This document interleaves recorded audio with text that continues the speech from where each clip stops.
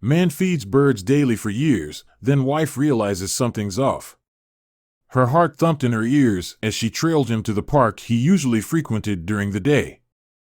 She hated that she'd been driven to this, sneaking after him so she could understand what was happening. She was tired of the late-night messages and the bathroom calls. She'd give anything for a shred of truth. But what she'd uncover would leave her sick to her stomach. Joni Parker was never one to meddle in her husband Mark's business.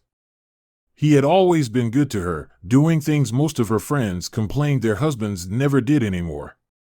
But of late, he'd been keeping things from her, leaving the house early to feed his birds and spending the rest of the day locked up in the shed. Joni had always trusted him. They'd been married for 5 years, after all.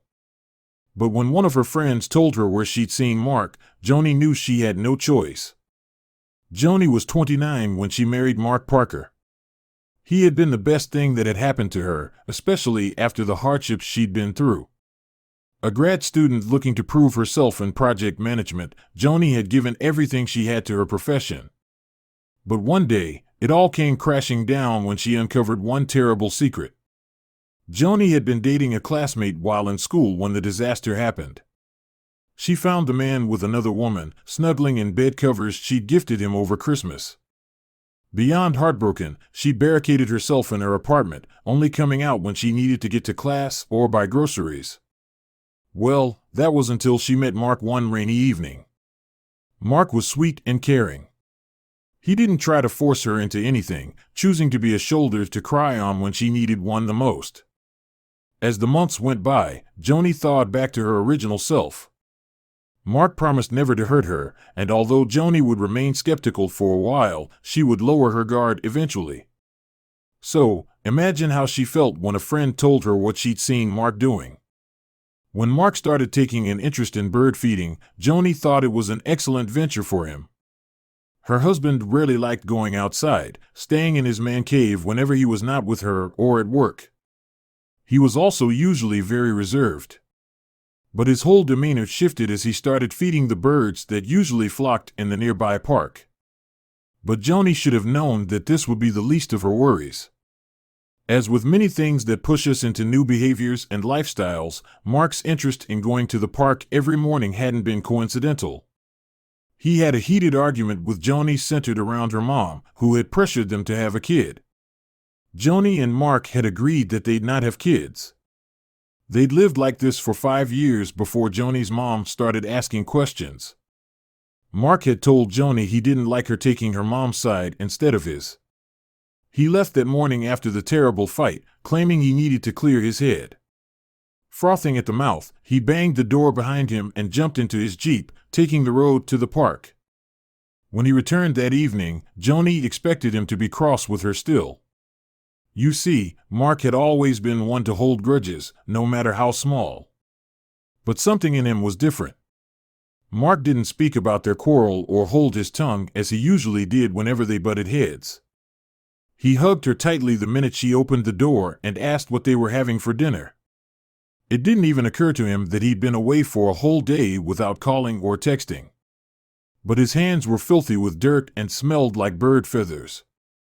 This would only be the beginning of a difficult time. Joni knew she needed to get to the bottom of what was happening. It wasn't like her husband to leave things hanging, especially when said things ended in a big fight. But he hurried to the shower to clean up, then came to sit in the kitchen as she cooked. A confused Joni stared at him all the while. She couldn't remember the last time Mark sat on the kitchen counter to keep her company while she made dinner. Her efforts to ask him what was wrong resulted in another fight, messier than the last one. That night, Mark slept with his back to Joni, a first in many years. Joni couldn't sleep, numb from confusion and pain. Was she reading too much into this, or was something really going on? Hoping to de-escalate the matter, she promised Mark she'd talk to her mom and explain where they stood regarding children. She also apologized for her behavior, thinking things would return to normal. What started as a Saturday of going to feed the birds in the park resulted in 2 years of habit on Mark's part. He never mentioned his fight with Joni. But he continued doing things he hadn't done in a long time, like accompanying her to the bookstore, buying random gifts, and taking her on date nights. But when Joni's friend told her where she'd seen Mark and what he was doing, the pain that almost wrecked Joni those 2 years past came back with a vengeance. If there was a slight shift in Mark's demeanor before, his behavior had turned completely. He was rarely home, leaving without an explanation and returning in the evening, reeking of bird feathers and acting like everything was all right. He would answer calls in the bathroom and receive texts in the dead of night. Of course, he tried to mask everything with sweet actions such as helping with dinner or taking Joni on late-night drives. But all he was doing was raising even more questions. After her discussion with her friend, Joni decided to tail Mark one Saturday morning. Her friend, Anna, tagged along for moral support and as a witness in case something went wrong. They took the least scenic route to the park, ensuring they kept far away from Mark's Jeep so as not to alert him. Joni hoped to put this matter to rest finally. She had no idea what she was about to uncover. Mark pulled into the park's lot and hurried out. His phone was glued to his ears as he jumped over puddles of water on the tarmac, cutting into the immaculate grass. Joni's friend asked her if she wanted to do this. When Joni nodded, she helped her out of the vehicle, and they followed Mark. Her heart thumped in her ears as they turned the corner onto a green field covered with crows. There, amid the black-feathered birds, was Mark with a younger-looking woman. Joni almost fainted. Joni's heart crumpled inside her. Suddenly, she was back in her apartment in grad school, crying to sleep after finding out what her boyfriend was doing. She remembered Mark had promised never to hurt her and couldn't believe he'd been leaving the house every day to meet a woman in the park. But that isn't what hurt the most. Joni wondered if she was to blame for Mark's decision. Each of their fights had led to this, and she was just as much to blame for them as he was. But Anna insisted that none of this was her fault.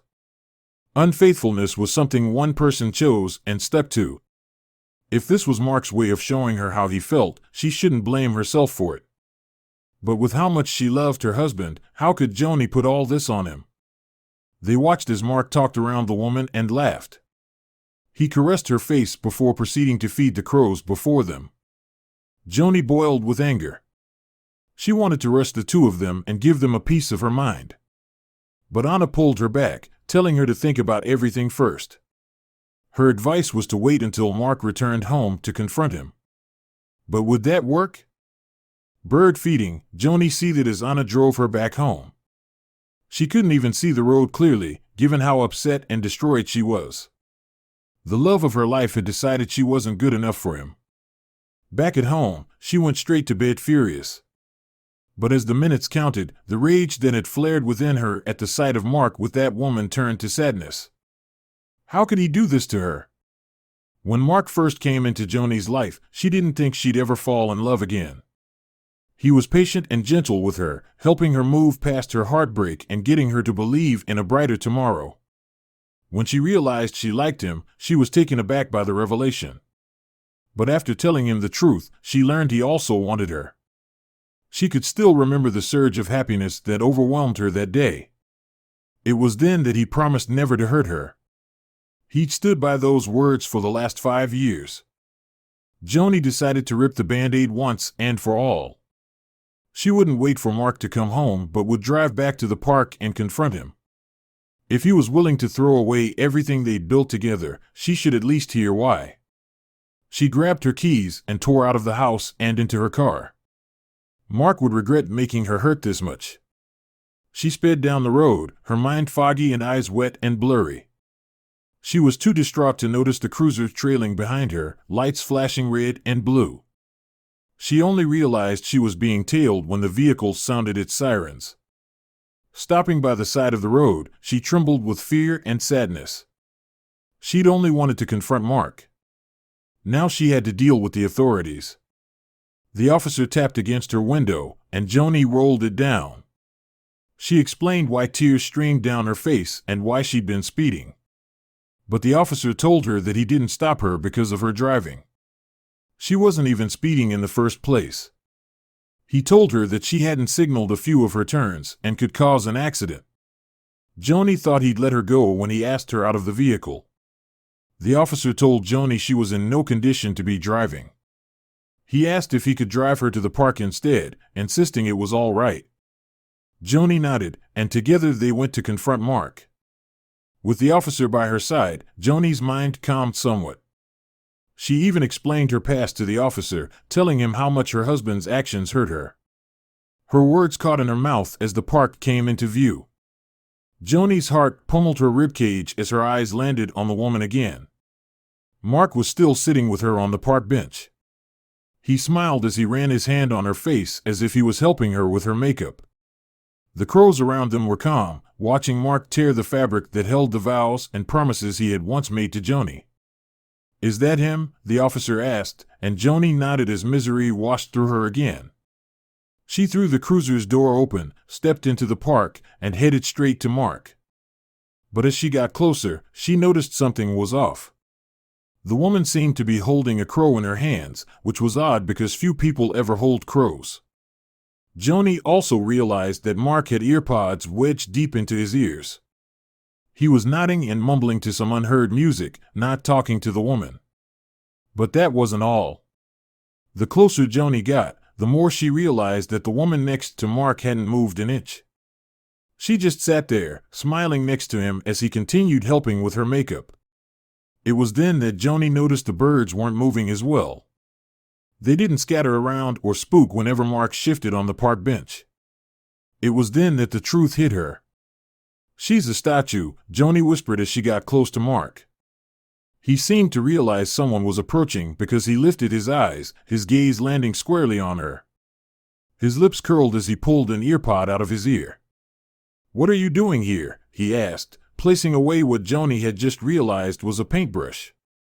"Are you crying?" He hurried to her. "No," Joni sobbed as more tears broke through her lashes. "I'm not crying." "You're crying." Mark held her shoulders, his hands covered in paint, glue, and blackbird feathers. "You're clearly upset," he said, looking at the officer behind Joni. "Is everything okay?" "It is," Joni said as she buried her head in his chest, awash with guilt. "I just miss you, that's all." The officer excused himself as Mark wrapped his hands around Joni, still confused by what was happening. Mark explained what he'd been doing for the last 2 years at the park. He'd been taking sculpting lessons in secret and, alongside a professional team of sculptors from town, had erected the statue and birds at the park. The piece was so lifelike that Joni feared getting too close would damage it. She was glad her husband hadn't gone against his vows and promises. But she also knew they still had a lot to figure out. In order to protect the privacy of those depicted, some names, locations, and identifying characteristics have been changed and are products of the author's imagination. Any resemblances to actual events or places or persons, living or dead, are entirely coincidental.